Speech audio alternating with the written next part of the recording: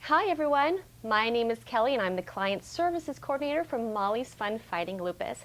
I'm also the main blog contributor for Molly's Fund. Today we have someone very special joining us in Kelly's Corner, Dr. Lahita. Thank Welcome, you. Dr. Lahita. Thank you. Good to be here, Kelly. Thank you so much. Hey, Wonderful Kelly. to have you here. Good to be here. We were just thrilled that you were able to join us yesterday at our symposium on men, women, love, and lupus. Thank you. That brings me to my next point about men and lupus. Yes. I had some questions regarding men and lupus that I wanted to ask you if you don't mind. I don't mind at all. Wonderful, thank you. So 1.5 million Americans have lupus, Yes. which means that approximately 150,000 men have lupus. Yes. Do you find that even though statistically the number is higher than other diseases, men still feel like outcasts because lupus has a societal label of being a woman's disease? That's very, very true. Men get the raw end of the stick with regard to the diagnosis of lupus. Most men that have lupus have feelings that I have a woman's disease. Does that make me any different? And the answer is absolutely not. Having studied men for some 35 years with this disease, the men are very much men, virile, reproductively successful. Many have many children. That's always a question. Can I have children? Yes. What about erectile dysfunction? All of these things, of course, all of those things can play a role in a person's life, but it is not relegated only to men with lupus. So there are many, many men with lupus, and in lupus centers they see a lot of men, and men have been very, very important to our studies of the cause of lupus. Thank you for that. Do you find that the symptoms of lupus present themselves differently in men versus women? Very subtly so. It depends on several things. It depends on the ethnicity. For example, African American men tend to have very, very severe lupus, much worse than patients who are female. And these men can have very severe renal disease and very severe skin disease. On the whole, as a group, that men have about equally the clinical manifestations that a woman would have.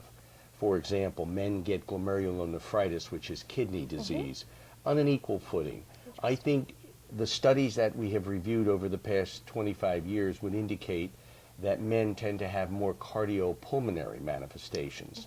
So heart and lung tend to be more common in men. Certainly in men that have a syndrome called Klinefelter syndrome, which is XXY, the extra X chromosome, which by the way is rather unusual and not very common. So most men don't have to worry about that. Their doctors will have already picked that up when they were teenagers.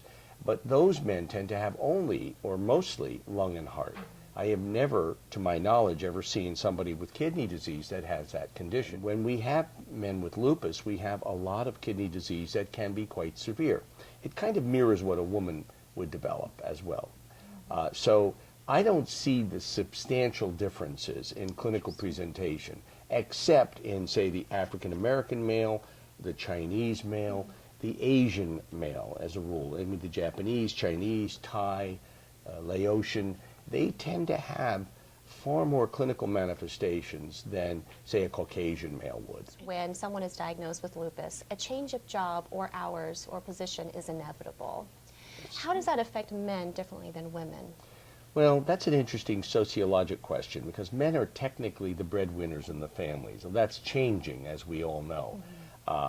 I know many men who are stay-at-home dads, and the wife is really the hunter-gatherer. Is that what we're going to say? The hunter-gatherer is the wife. So that's social, and it is changing in our society. But by and large, men have an obligation, or they feel they have an obligation to support their families.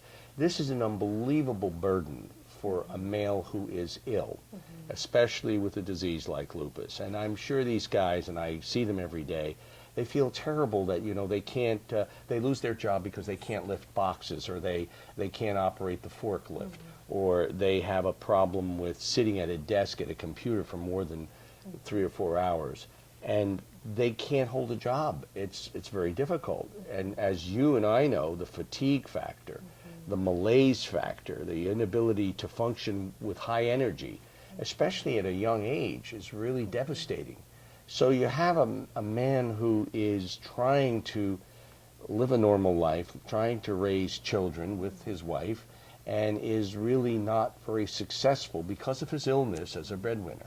And that's a problem. It is a problem. In the symposium, you spoke about hormones. Yes. One of the main treatments for lupus is prednisone or some sort of other form of Yes. steroid. How does that affect men differently if that is a treatment option? Well, the corticosteroids don't affect men differently. They have the same effect in men as they have in women. What has been tried over the years is another form of hormone, which is the sex steroids, like androgens, which are male hormones, testosterone and other male hormones. Androgens and estrogens are present in both men and women. Men have huge amounts of androgen or testosterone because of the testes, which secrete them. Women mostly have androgens from their adrenal glands and their ovaries. So there's much less. And what we've tried to do in the past was, because of this predominance of women with the disease, we figured, well, maybe testosterone and the androgens protect men from immune disease. I happen to believe that's the case. The testosterones are very protective to men. But despite the fact that you can have normal levels of male hormone and be normally virile and have good potency and are reproducing and producing children, they still tend to get lupus erythematosus. So I don't think the cause of this disease is based in sex hormones, as was the belief several years ago. The belief was that a lot of estrogen, maybe that would be the cause of lupus, and that's not the case. The hormones regulate the activity of the disease, both estrogen and androgen, but they are not the cause of the disease. Well, the good news is for men that they don't suffer fibromyalgia. Interesting. And the chronic fatigue syndrome that we see in women. There are a few men, and I mean there are a few, I can count them on one hand over many, many years, who have had profound fibromyalgia. But that is largely seen in the female population. Interesting. So the good news is that that pain syndrome doesn't intervene, but the arthralgia, the pain in the joints, the pain in the muscles, that can be seen with some severity in men, and that is incapacitating. One common thing that's present in all lupus patients, both men and women, is fatigue. Yes. So fatigue is a big issue, and that's really where people fall down that have this disease. The need to sleep, the need to rest. And with a guy who's trying to work an 8-hour shift, that's very difficult. You can't be a police officer and sit in a police car and respond to various calls and be exhausted all the time. You can't be a firefighter. You can't be a pole electrician, or a public service electric person who goes up on a telephone pole and has to climb if you're exhausted all the time. So that's a big issue for men.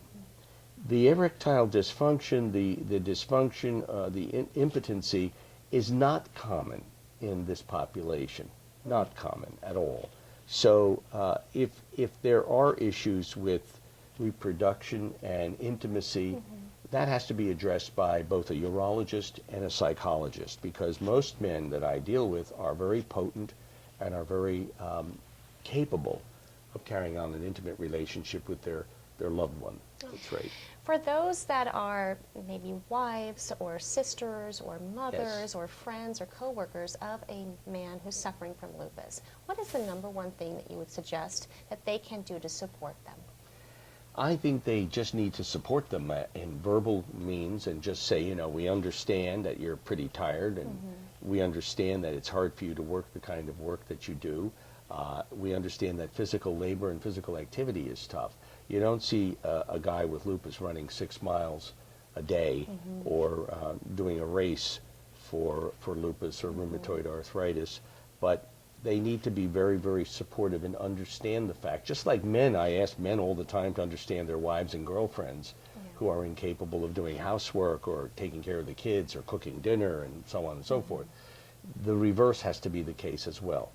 Men have very, very, and I speak as a male, men have very, very powerful egos, many men, and are very vulnerable to feeling that they're incapable.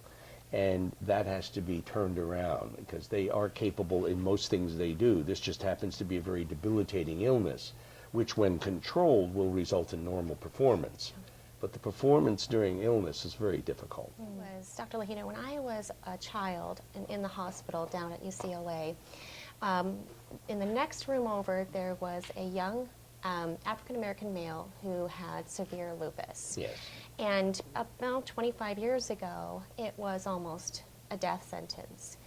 How do you feel if it's a teenager diagnosed now, a male teenager diagnosed, how do you feel that how far we've come in treatment options and having them have a quality of life? Extraordinary. In the past 25 to 30 years, we have come a long way. We could come a long way faster. We only have one new drug in the past 40 years, and that's a monoclonal antibody, but it is the first biological, and it's opening up the ranks to many, many new agents. But we've come a long way. We know how to use these immunosuppressants now. We didn't in the past. I was fortunate, I have been in this profession for many, many years, over 40 years, and I remember the days when we used to poison people because we just didn't know how to regulate the medications, and people would succumb to infections. They would succumb to malignancies that we were inducing because we were suppressing immune function so greatly that we made people very, very sick. And that went for both men and women. But today the quality of life is much better.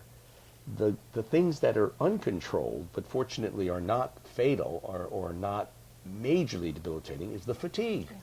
The weakness, the fatigue, the loss of strength, and in the case of ladies, fibromyalgia, which is a big problem.